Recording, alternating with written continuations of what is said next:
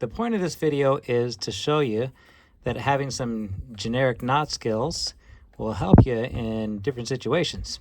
Here I am in my pantry. We got a repair to do. I was in the living room with my brother and we heard a thud come from the kitchen. Let me turn this camera around so you can see what happened. So this middle wire shelf, you can see all the way to the left. It's busted out from the wall. I've already started with the repair. You can see the bracket just got old. So there's the bracket we need to replace. I'm going to make a rope one since the hardware store is closed. But this is where it comes in handy to know a knot or two because I need to hold up this shelf as I repair it. This is gutted paracord. Doesn't have to be gutted. It's just what I found in my toolbox. And what I'm going to do is tie a loop at the end of my cord. But I'll show you the simple way to look at it. If I have my end and I give it a twist and then run it through, I have a simple overhand knot. We're going to do that same thing, except for I'm going to use 2 strands of it. I'll show you it big time here. Here's my loop. I'll give it a twist and then run it through. And it's just like I did that same overhand knot, except for now, since I have the end closed off, I can use it as a loop. I don't need it at the center of my cord. I need it at the end, so I'll do that same thing right at the end. And the smaller the better in this case. It helps keep the cord together. I'll show you. So here we go, same thing. I'll run it through. And then we'll get this dressed up so it looks nice. And over here, what I want, you can see my little loop there. What I want is enough loop so that I can run the cord through twice. So with this loop, I'll take the other end and I'll run it through once, and then I'll run it through twice, okay? Now after I've ran it through twice, you can see what I'm able to do is I'm able to pull on one side and it'll tension. When I pull on the other side, it'll lock. If this loop is too big, it doesn't support the structure and it's more likely to fall apart. So you want to make sure it's as small as you can get it. Now, if you're doing this and the rope is locking on the wrong side, it simply means that your turn is on the wrong side of the loop. So you'll just have to take it and flip it over to the other side. So here's my first class amateur repair. I got these drywall anchors and these screws. I'm going to drive these in where that bracket used to be and then tie the rope around the shelf onto the screws.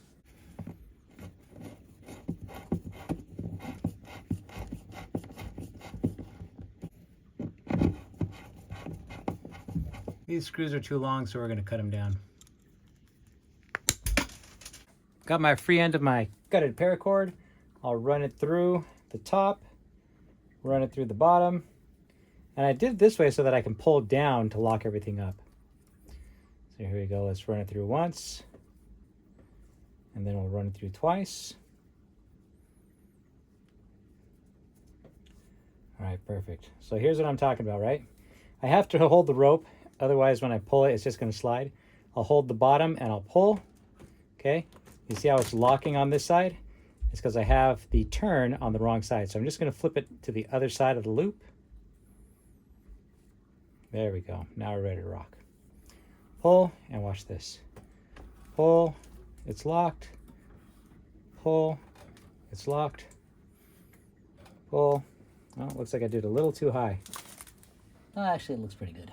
All right, that's going to hold in place while I just tie off a half hitch, and it's going to be good. It's going to hold it while I work. Now, if you've ever heard of 550 paracord, this is its little brother. This is 275 paracord, which is half as strong as 550. Here's the knot we're going to use. I don't even know what the name of this knot is, but the point of this video is to show you that having some generic knot skills will help you in different situations.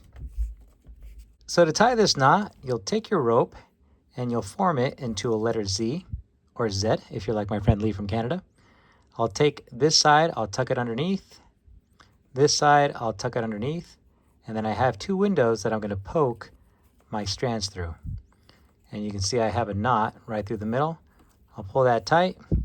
And I have these 2 ears that I can adjust. I'll take these 2 ears, I'll hook them onto the screws. And then I'll just tighten both sides down. There we go. Now when I pull down, it pulls inward on the loops and it hooks on better onto the head of the screws. Right now the shelf is pretty level, but I think once I let go of my little rope jack here, it's going to drop it down and then it won't be. So I'm going to bring it up a little higher. I don't have to do anything other than pull down on this rope Make it a little bit higher. There we go. That makes it a lot easier to have this third hand here. Okay, now I'm going to take my rope. I got 2 loops on either side. I'm going to run it through, and then bring it out. The knot I'm going to tie will end up on the bottom. I've already gone over the top. I'm going to go back through, loop on each side, go over the top again. Okay. And now what I can do is I can pull this tight, okay? But it's going to just release as soon as I let it go. That's why I ran it through twice, because down below is what I'm going to use for my constrictor. Okay. So here's how this works. I have my 2 loops right here in the middle, and then I have my 2 strands on the ends. I'm going to take my strands on each side and I'm going to run them through the loop. This one goes through this side, this one goes through the other side. There we go. And now I'm going to do an overhand knot inside the loop with those 2 strands. And when I pull this tight, the overhand knot collapses onto the bar. And then I have the 2 loops that are going to hold it down from the bottom. So here we go. I'm just going to chop these down. Take out my rope jack. And to undo this one, instead of running it back through, I'm just going to pull it upwards. There we go.